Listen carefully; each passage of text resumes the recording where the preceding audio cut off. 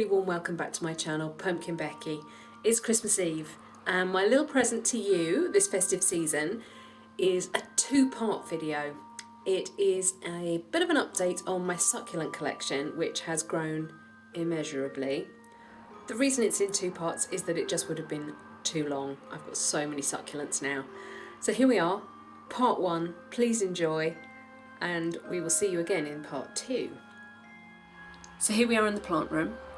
You might remember that in a previous video I bought and installed 4 T5 grow lights onto an old set of shelves that I'd got.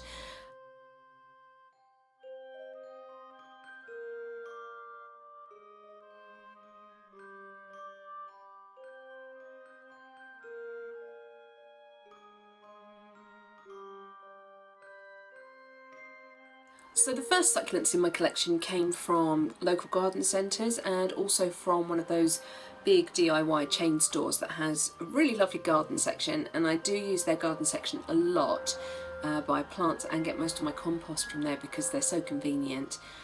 But I thought actually it's probably quite a handy place to get hold of some inexpensive succulents, things that haven't been looked after very carefully by the staff, maybe just not the right conditions, not right watering, lack of understanding, that sort of thing. So some of my early succulents came from there. I got a couple of really crazy stretched out Pearl von Nürnberg and what I actually did was I took the crowns off and I replanted them for five crowns there, and they have really grown. It's fantastic. I'm really pleased with this. They're a real success story. And they came from these mad etiolated, I can't say that right, stems. This was essentially what I bought when I went to the garden centre. I can insert a still here. They were in glass solid bottomed vases, so no drainage. Clearly they hadn't had enough daylight, they'd got really stretched out. So what I did was I literally cut the top crown off, let it callus over, and then planted it straight into the soil here. And I did all 5 just into that one pot because actually they like being slightly confined. They seem to do a bit better. So that was interesting. And what then happened really quickly was that this little, it's not really a pup. I don't know, it re-sprouted growth. So these green ones are the old leaves that I left on from the previous crowns, and this whole head section here, sort of from there forwards, is a brand new plant, and it's absolutely stunning. And also, I can show you, we've also got signs of roots here along the stem. There's another one. I did exactly the same thing, and that one there. And this one's got some really cool roots on it, under there. Actually, they're completely independent roots. I might actually be able to take that pup off and let it grow independently. So considering I spent, I think £10, I got 4 vases. Thank you, I can use them for something else. I got this clonker, and then I've got 3 pup factories, effectively, which are quite happily producing babies for me. So I did a search on the internet for cuttings, succulent cuttings available in the UK. And one of the searches actually came up with Etsy, which kind of surprised me. It didn't occur to me that that would be a good source for succulents, but there are some really nice little sellers there, and they've got a nice range of plants, not just really standard ones. Now I don't know exactly what I've got here, which is kind of fun. I got a mixed pack, and I also got a pack of moonstones, which are gorgeous, and I'll show those to you next. So in this little tray, these came as bare root cuttings, so I've potted them up into this little tray. I think there was something in here, but I think I've lost it. This is a jelly beans, and actually I have been able to take the top out and plant it as a cutting, so I've actually got a little family there of jelly beans, and where leaves have come off, I've just popped them into the soil as well. Here I have got a crassula, and this is basically one crassula leaf section, one piece of stalk, and you can see it's starting to bud in the middle and it's got roots on the bottom. That's really cool. It just goes to show how tolerant these things are. Amazing. And I've got another one of these. I've got quite a few of these sorts of things. Sorry, they could be graptosedum, I suppose. Here are my moonstones.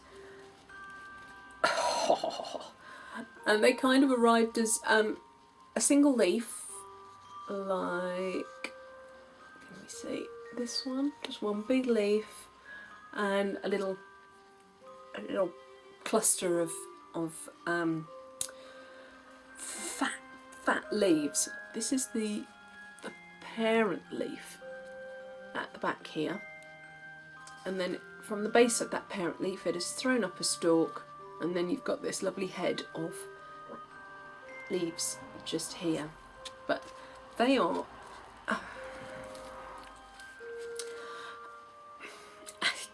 I don't know how to describe them. They're almost extraterrestrial. Do you mind? So if you really like to know what a plant is, you want to know its name, and you want to keep it on its own in its own little label pot, then buying cuttings from somebody probably isn't the best way to go about it, because it's going to be really, really hard to actually identify what you've got. There are some that are very obvious, but a lot just aren't. And even trying to work out what type of plant, what family they come from, is really hard. You've got things like the Echeveria, you've got the Crassula, you've got sedums, plus more, but they can all be interbred, so you end up with a Graptiveria or a Sediveria, and they don't have really consistent traits. You can't look at one sort of Echeveria and say, oh, okay, so they've got flattish leaves, they do this, they do that, they have, you know, they're fat there, and then they come to a point. Because the next Echeveria you look at, this is Echeveria Pastel Rose, is hairy and plump and squat, and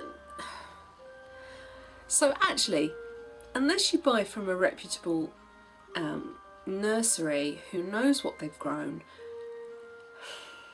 it's going to be really tricky. If that doesn't matter to you, if you want to use things for arrangements where they're all just going to be jumbled in together, then cuttings are fantastic because they're a really good cheap way of getting lots of stock at an amazing price. Oh, by the way, the Etsy seller I was buying from was Little Bunny Lilac.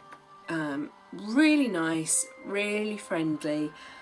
The order arrived really quickly, beautifully packed, really lovely plants. I think the one that I lost in that top corner, I think I lost it because I pulled the parent leaf off too soon. I got overexcited, thought, it's got roots, it's got leaves, it's a baby, that's fantastic. Pulled the parent leaf off that the cutting was growing from, and I hands up, I think I did that. But you live and learn, don't you? You live and learn. You've got to learn from your mistakes. Right, so then I discovered a nursery called Surreal Succulents, and that is surrealsucculents.co.uk, and I've placed a couple of orders with them now. they've got so many beautiful, beautiful varieties. It's easy to get a bit carried away. This particular one that I showed you just there is called Pastel Rose and is an Echeveria. Let me actually show you her. And she has this lovely squat form, a real true rosette. She's gorgeous and just slightly furry, just slightly.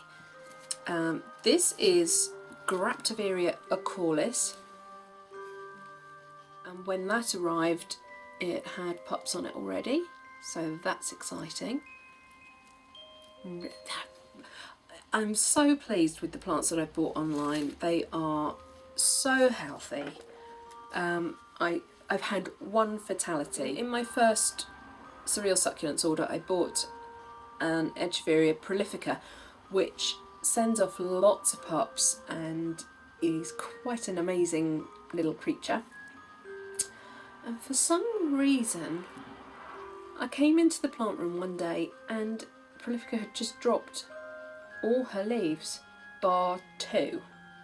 There was signs of a flower spike, but everything else had just fallen off, and they'd gone kind of translucent. So it looked like it had been overwatered, but the soil was absolutely bone dry, and I am quite careful when I first pot on. When I receive a bare root plant, I will put it into its cactus type compost mix with extra perlite. But then I won't water it for a good couple of days, just to let any breaks on the roots heal up again. If you water it too soon, you can make it rot. So I followed my own rules. They were under the grow lights, it looked happy. All the other plants from the same order are just romping away. Fortunately, but also accidentally, ordered another one in the second order, because the picture just kept catching my eye on the website. So I do have another prolifica, but I had a quick chat with Jack at Cereal Succulents, and he said unfortunately sometimes that happens. There can be no reason for it. Everything else is perfectly fine, all the other plants in the same thing are fine, it just suddenly has enough. He said what you'll probably find is that the main stem will suddenly rot and you'll lose the whole thing. I asked if it was worth trying to treat it as a cutting, but it sounded from what he was saying like this was the death knell. It was about to go. Sure enough, I didn't manage to save any of the leaves except the last one that was on the plant. They all just went mushy and then wrinkled up and gave up. So I couldn't do any leaf cuttings apart from one. This is Echeveria lepus, which is an amazing dark glossy green with red tips. It was going to be very easy for me to end up with all bluey green succulents because they're just gorgeous, but I pushed myself to actually get other things, appley green, forest green. It sounds really stupid, but I am naturally drawn to those sort of lilac-y, the Pearl von Nürnberg kind of, and the moonstone kind of look. This little darling is this is a different one altogether. This is a Cremnisedum Little Gem. Cremnisedum Little Gem. Oh look, she's flowering. I have posted a photograph of this on Instagram because it's so cute. I love it. A Cremnisedum. So there we are, thank you so much for watching. That is us at the end of part 1 of this video. Part 2 will be following along very shortly. Thank you so much for watching. Please remember to rate, share and subscribe to me here on YouTube. May I wish you all a very Merry Christmas. Until next time, bye.